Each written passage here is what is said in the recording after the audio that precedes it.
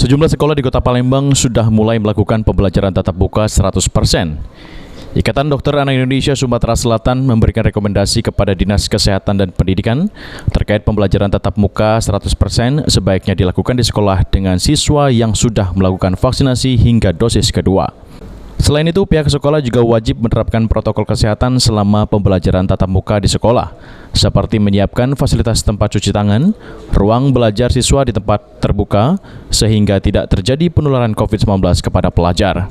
Kita mengizinkan anak untuk PTM bagi anak yang belum vaksinasi, saya rasa kita tidak baik ya, karena anak tidak terlindung. Jadi sebaiknya untuk anak usia 6-11 tahun ditunda dulu PTM-nya karena dia belum vaksinasi. Dan segeralah pemerintah bersama satuan tugasnya mengejar vaksinasi tersebut. Betul. Capaian vaksinasi bagi pelajar di Kota Palembang dari jumlah sasaran 151.788 pelajar, dosis pertama sudah mencapai 100%, sedangkan dosis kedua baru 87%. Abedin Riwanto, PAL TV.